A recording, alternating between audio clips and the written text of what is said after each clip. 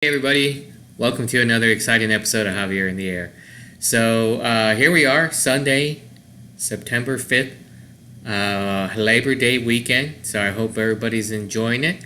I know I did by doing a lot of work, by doing a lot of laboring. I have enjoyed this weekend so far. One more day off and then back to work, back to the grindstone for everyone who is not retired or not looking for a job. So I wanted to break down what I'm doing today. So today I'm going to show a little bit about the projects that I've been working on this weekend. In fact, one of them has become our Zen moment for the podcast. I also want to show one of the projects that is also incorporates one of the comments from my mother, who has actually commented on the podcast on YouTube, where you can find me, Javier in the Air, and asked that she wanted to see the garden more. So she was able to get out here last time to see the garden when I was growing the carrots and the green onions, but she hasn't had a chance due to COVID and other things to see the growth of the melons. So I thought I'd be nice enough and be the nice son that I am and give her a little quick video in here for that. So we're going to see a couple of projects I've been working on, the garden, and then we're going to get to alcohol. I decided after much hemming and hawing and talking to a couple of people and getting some feedback from some others that I am going to, the second part of the session of the show is going to be about alcohol. Now, I've been doing beer, and I've been doing a lot of beer, mostly beer, but a lot of beer, and I've been doing it for my friends out at the Boutique, Scott and Jana. Thank you very much for always being there for me. And I've been getting a lot of cider from them. So I've been getting a lot of cider, a lot of beer from them. But I also decided to start expanding since I'm not able to get my tasting parties going like I would like. They're more willy-nilly than anything else right now due to COVID. So I thought I would just get just alcohol itself going so that we can see some other variances to the field of liquor and alcohol and get it out there. So if you know of anything that you would like me to try on the show, I will certainly try it. Today, in fact, today I got another great cider coming from Texas Keeper Cidery. And so we'll have a little bit of that at the end of the show. So let's talk a little bit about what I've been doing. So the projects that I've been working on this weekend. By the way, I took Friday off, my first PTO in probably over a year. PTO as in paid time off, not just taking a day off and then not getting paid for it. So this was my first PTO in quite some time, so I enjoyed it by doing a lot of work.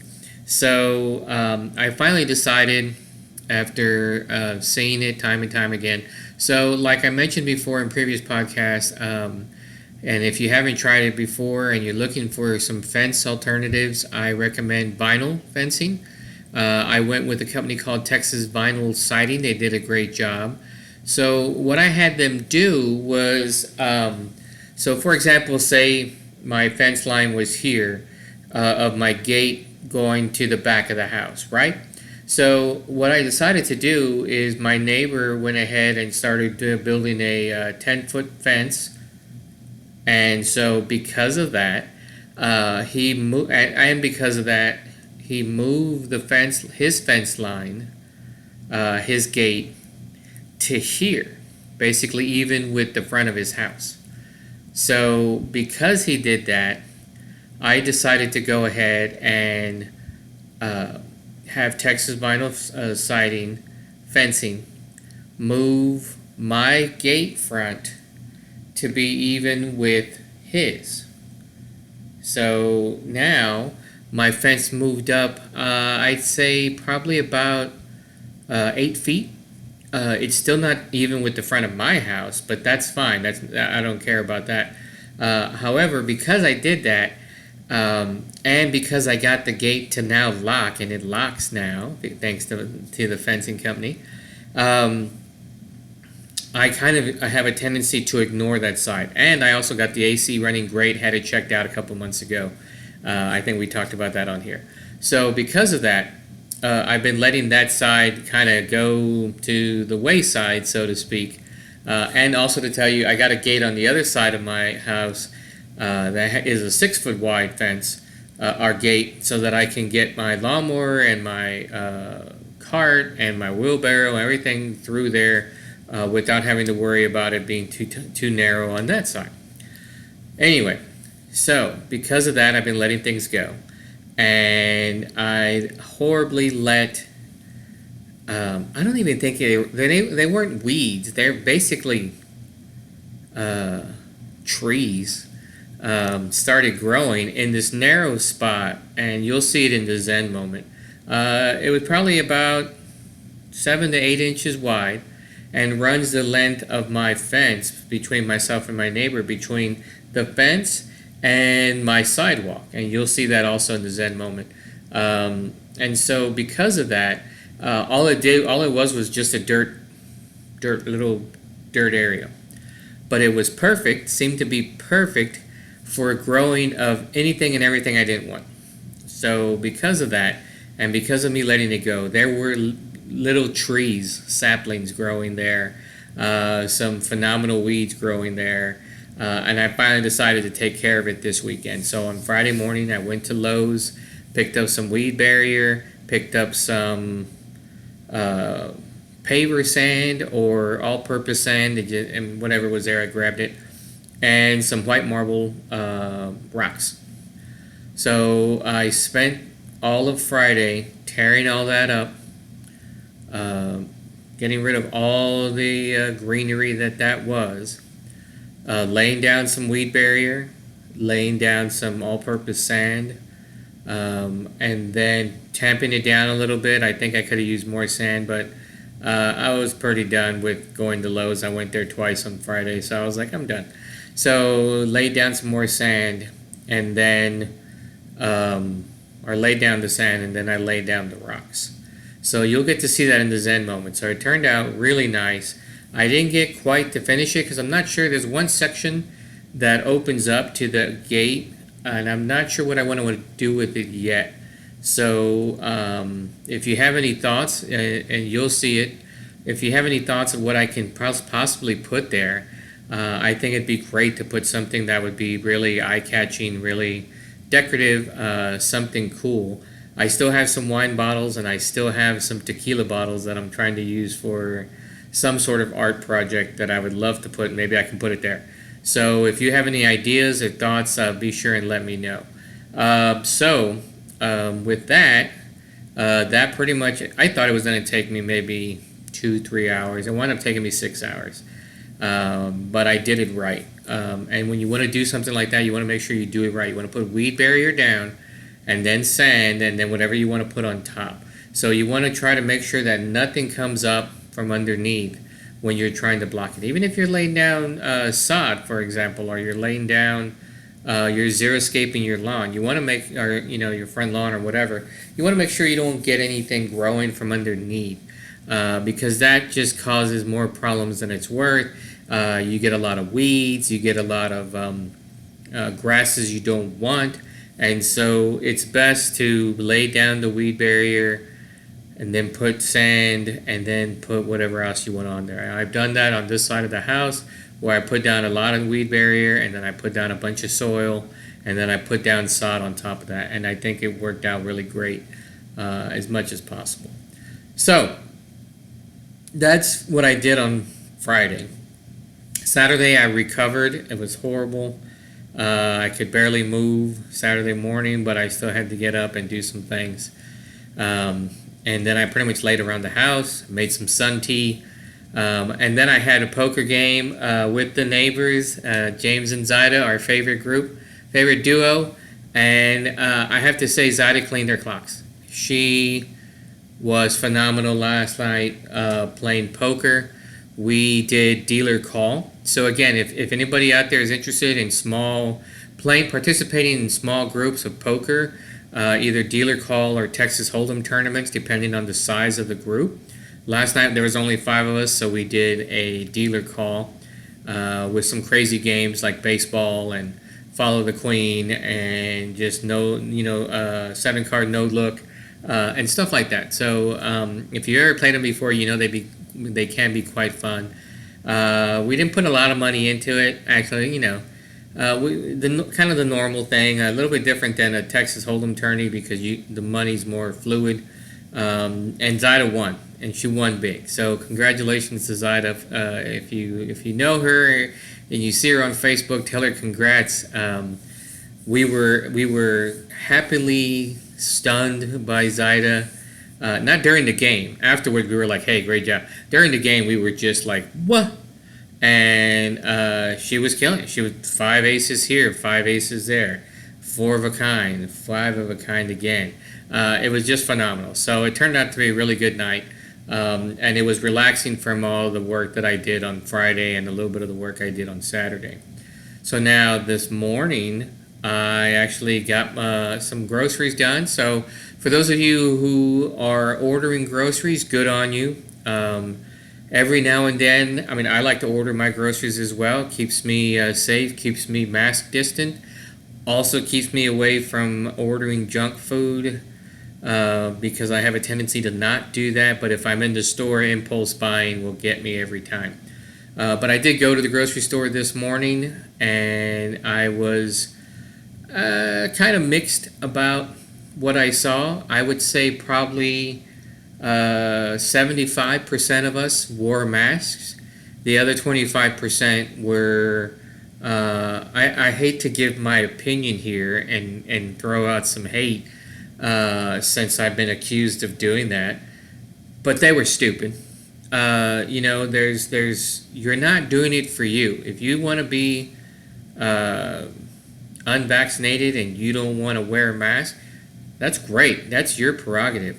Stay at home. I know there's a lot of stuff going on with Texas, but we'll get back to that in a minute. Anyway, so I did the grocery store, and then I did some pressure washing. So I decided to get some pressure washing done because it's been a while since I did that project. So I'm going to show you some pieces here. But first, why don't we go ahead and look at the pressure washing. I had a really cool tool that I'll talk over the shots on it. So let's go and take a look at that, and then we'll take a look at the garden, and then we'll get our Zen moment, and then we'll get our alcohol. So here's the pressure washing. Okay, so about 5 years ago, I got my pressure washed my driveway, and then I stained it, concrete stain and seal, and added a color to it because I don't have an HOA, so I can if I want. And I got this done. So this turned out to be really good. And today I pressure washed it, and as you can tell, it looks really clean again. So I had about 3 layers on the driveway, and it turned out to be the best way to do that. So if you ever get a chance or you want to find out more about that, how I did it, just let me know. And then I did the same thing on the sidewalks as well. There's a sidewalk on the side of my house that goes from the driveway all the way to the back and actually right in front of the deck. And then there's one that goes, and then there's the front stoop, front porch. So I went ahead and started washing this. Now you see partially in the detail there a little green disc at the bottom of the picture. And that is this really cool tool that's an add-on attachment to the pressure washer that then causes it to be in a circular motion. So that circular motion really did a great job of washing the sidewalk. It was fantastic. And then finally, here's a shot of, like, you could see all the way up into the white part of the concrete where I stopped. And that's because the water line wouldn't reach any further. But if you notice how clean that is compared to what it was looking like. And I'll probably finish that later on today, at least the sidewalk portion. I'd like to get to the deck, but we'll see if I'm feeling good enough for that or not. So that was the pressure washing project. Okay, so there was the pressure washing. So no, I don't do this for a living. And two, no, I won't go and do your pressure washing for you. So too bad, so sad. It's good work. It's good for your forearms. It's good for your hands. If you're having any problems, you can. It definitely works that circulation into your hands for you. It's a good tool to have if you have a house and you have the wherewithal and you want to try to keep things as clean and looking nice as possible around your house, and you have the ability to do it. Then I highly recommend you get a hold of a pressure washer. They're not that expensive at Lowe's or Home Depot. You could probably get someone to come and service and do that for you. I also highly recommend staining your concrete. So if you saw the driveway that I did and the sidewalks, now that brown is called Vaquero Brown. I like the brown. I like the way it came out. I did it on my front porch. I did it on the sidewalk on one side, and I did it on the sidewalk that goes all the way to the back up to a certain point, and then I applied white. So if you see in that last photo, I did brown up until that line where it goes white. Now what that line was is where the previous gate was that I was talking about. So I highly recommend you pressure wash your sidewalks and your driveway at least once every 3 or 4 years. It helps to keep preserve the driveway, preserve the concrete by getting rid of all those things. The same thing with like pulling the weeds on the crack, the form cracks in between on the driveway and on the sidewalks. You want to try to pull the weeds from there and make sure that there's no dirt that goes there. And if you can, put in some either rubber sealant or some sort of rubber tubing that specific for driveways and sidewalks, so that they don't have a tendency to grind together during the heat and expansion throughout the day, and it'll just keep them a little bit longer. So anyway, so if you can do it and your neighborhood association doesn't get after you, I highly recommend staining the concrete any color you want. They have all sorts of colors these days. You can do whatever color you want.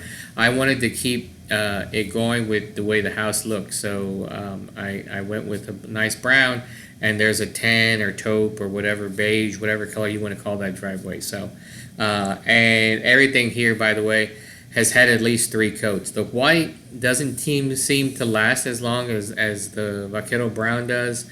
And so that's got like 5 or 6 coats on there. So I'm really thinking about next time I do it, I'll probably go with the color because it's just not holding up as well as I thought it would. So anyway, so that was that project, but you're going to see it again in the Zen moment. You get to see, and you get a little bit of the side work that I was talking about with the rocks and the sand. You see how I didn't quite finish it. But I want to go ahead and take this time to shoot up my garden, and so thanks for the feedback, Ma. And actually, I just saw that there was another comment about wanting to see my garden on Facebook. So here is my garden and the melons that I'm trying to grow. I'll tell you about the melons when we get back from the video. So check out my garden. Okay, so this is for my mom, who actually adds to the comments. So great going, Ma. So this is the garden bed that doesn't seem to be growing. However, I just planted, see if I can point to it, that right there, like a week ago. So it's finally growing. That little one that you see right there has been the same for about a month now. Hasn't grown at all. As you see, the rest is wasteland. If I come over here,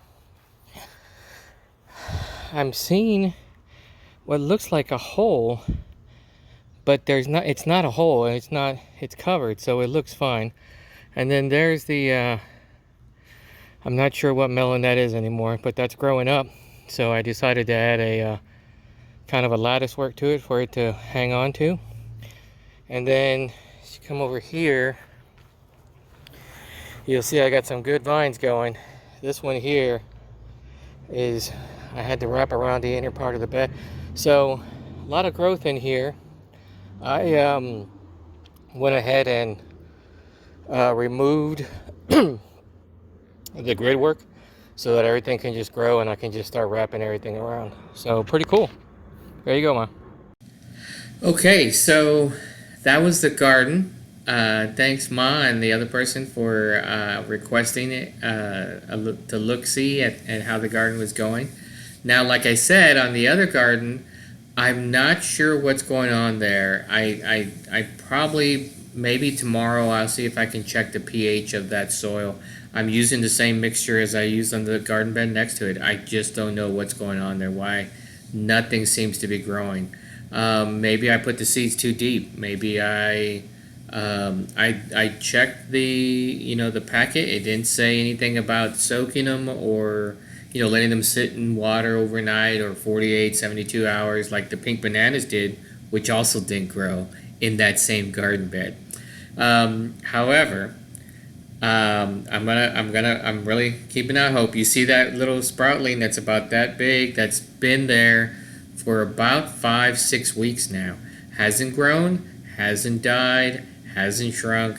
It's just the same thing. And then that tiny little thing is about that big, tiny little thing. That's coming from some seeds I just planted about a week ago. So I'm hoping that something will come out of that. Just to remind everybody, I planted Tigger melons, which are these little orangish melons that are about that big. I planted Kuka melons, which are kind of a version of a sour gherkin that you should be able to just wash and eat.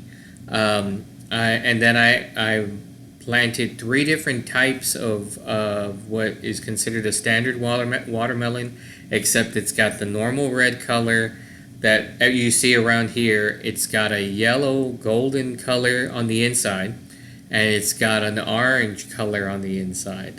I'm still waiting for the purple watermelon to come my way. It's been delayed again, so I'm not sure if I'm even going to get them in time for this season. It's looking like September 22nd, so probably not, or I might be able to do like a very stunted season if it stays warm. Maybe I can get them in there. I just don't know. It just really depends on again, when and if they actually come in on the 22nd, like I've been slated, but this is the 3rd time that they've delayed it on me, so I don't know if it's going to be able to happen this season, and I don't know if they're going to be viable or not. I mean, this is a hit or miss type of seed that I wanted to try, and maybe I'm not going to get it, so we'll see. But how are your gardens going? Please drop me a line and let me know how your garden's doing. Let me know if you're doing anything unusual or crazy that you haven't done before. Also, if there's something, if you have any seeds or any sprouts or any cuttings that you'd like to throw my way on any plants and fruits and vegetables specifically, let me know. I'm still trying to get my dwarf cherry trees not looking very good. The sun is taking a beating on it. I've been watering as much as possible. I just don't think it's anything's happening. It's not looking good. So wish me luck on that. So okay, so we're gonna go now to the Zen moment, and it'll give you a better look at how I did on that side that you saw there in the pressure washing portion. So let's have our Zen moment. Here we go.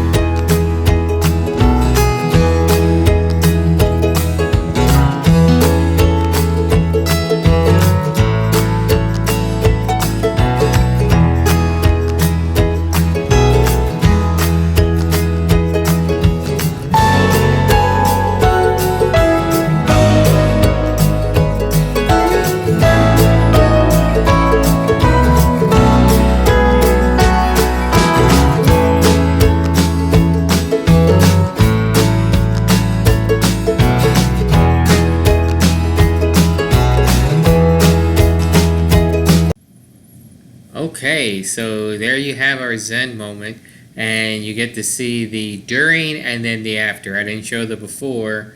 I should have, but it was too late. I pulled up. So that whole area where the sand and rocks are was just nothing but weeds and little saplings and all sorts of just junk that was growing there.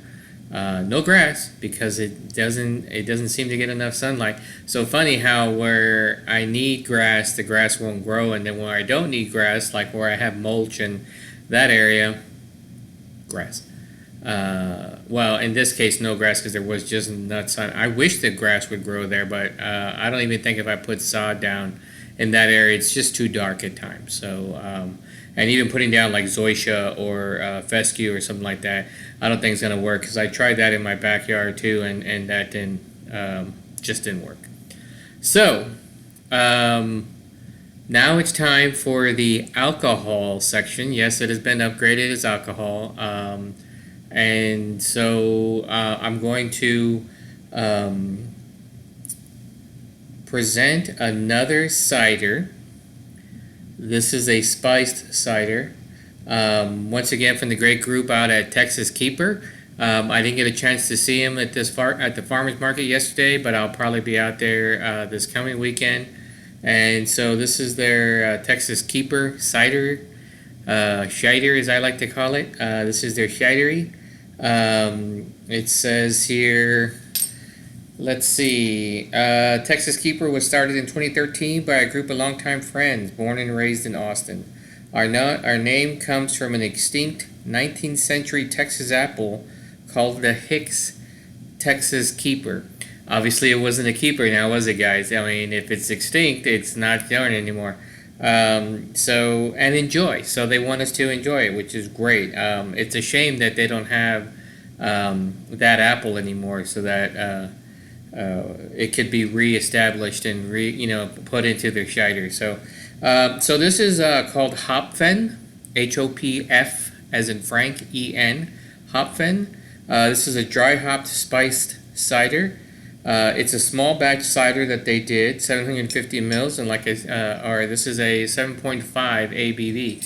So it's not too lacking in ABV, so that's good. Might satisfy some of those people out there, like my bro, who doesn't like low ABV anything anymore. So we're gonna go ahead and open this up. And what I really like that Texas Keeper, I think, is doing right is, and I don't see this in a lot of ciders, is they have this little lid that you can reseal your cider with, or at least keep it, from going stale. I'm not sure what they call these. If anybody knows, please let me know. I call this the Grolsch because this is the first time I ever saw this type of device on a bottle was when I used to drink Grolsch, and Grolsch had that, and it was really cool. What I like about what Texas Keeper does is that they actually have a bottle cap on there, so they're actually sealing it, and then they have this as well as a follow-up. So in case you're not, like some people, this guy, and finish the whole thing in one sitting, you'll be able to do something with it. Sorry, that was my spam. I don't know about you guys lately, but I've been getting a shit ton of spam calls these days ever since, since about 5 months ago. I'll let you figure that one out. Okay, so here is the Hopfen dry hopped spiced cider. Let me show you the bottle again. So there's the bottle. And you see it, and it says dry hop spice cider, Hopfen, small batch, gluten free. So, and here it is, a nice, very light, pale yellow in color. Nice, almost like a wine, like a Chardonnay, a very dry smell to it, which I know it doesn't make sense, but that's how I smell it. Not really a lot of apple in the front end on as far as the aroma goes.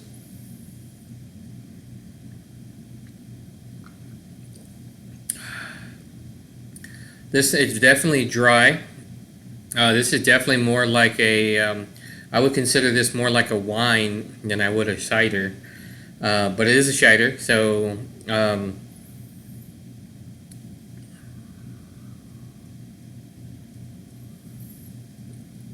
now it says spiced. Let me make sure on that. It says spice. So here is the apple varieties that it has Honey Crisp, which I'm very surprised at because I thought that would be a little bit sweeter. 33% of the apples in this bottle are Honey Crisp. 32% is Granny Smith. Gala, 14%. Sweetie, 11%. Golden Delicious at 10%. And then the hops they're using is Hallertau or Hallertau. And then, no, that's it. So it's on the dry side. And so that's that's 100%. So that's good. Very nice. They're off of Twin Creeks, by the way. If you have a chance to go to their cidery, I think I'm going to try to maybe go out there. Maybe not tomorrow, but maybe next weekend. If not, the following weekend. So very, like I said, dry, not too sweet. Definitely not sweet. I don't taste any spices to it. It says we built Hopfen with wit beers and Hefeweizens in mind. Our goal was to marry the underlying citrus and green apple notes of the Honeycrisp, Granny Smith, and Gala apples with the lightly hopped and spiced character of old world wheat beers. We use select yeast strains to accentuate the right fruit characters and dry hop and dry spice the cider to finish. So, what does that mean? It's not bad. It's more like I don't think I would actually consider this more like a Hefeweizen or a wit beer. I would consider this more like a Chardonnay as far as the taste and texture of it goes. I could see drinking this on a nice Sunday morning, spring morning, having maybe a nice German pancake with it. Maybe also just some fresh fruit. Nothing too heavy. It's light on the palate. You don't want to drag it down with a lot of sugar. Like syrup on your flapjacks or anything like a donut that's gonna be super crazy sugary. I like it, so I think it's gonna be pretty good. So overall, I'm gonna give this a 7. I think there's a little bit more room to grow on this. I like it, but I think I think it could be a bit more than what I'm seeing right here. And now you guys at Texas Keeper, I don't mean that in a bad way. So 7 thumbs up is still pretty good. If you'd like to challenge my opinion, by all means, certainly reach out to me. Invite me to your place. I'll do a video there. We'll talk about it, and so we'll see. I have had your other shiders on here, and so I will continue to keep doing it because I do like cider. So let me finish this. So that's it for the show. I hope everyone has enjoyed it. Like I said, I'm always looking for people to interview. I know it's been a long time since I've interviewed anyone. So if you have a small business or you're passionate about something, as long as it's not religion or politics, then you are more than welcome to reach out to me, and I will get you on the show. We'll talk about whatever you want to bring to the table.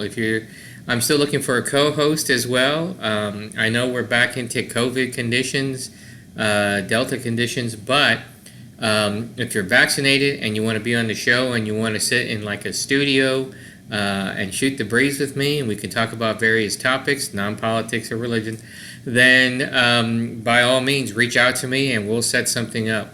If you don't live in the Austin Cedar Park area and you want to be on the show, that's fine. I've had other people on here before. Just reach out to me, and I will have you on the show. So if anybody wants to reach me, you can reach me on YouTube. Just search for Javier in the Air, and you'll see all my exciting videos and podcasts. If you want to reach out to me on Facebook, just reach out to me. If you know me, reach out. And otherwise, you can leave a comment also in the video comment section below it and reach out to me that way. So I hope everybody has a really good Labor Day weekend, what's left of it. Enjoy it, relax, or don't relax like I don't. I'm going to go out and probably do some more work now. And we'll go from there. So I'll see you next week. Enjoy yourselves. Be safe. Get your shot if you haven't. I'll talk to y'all later. Thanks a lot.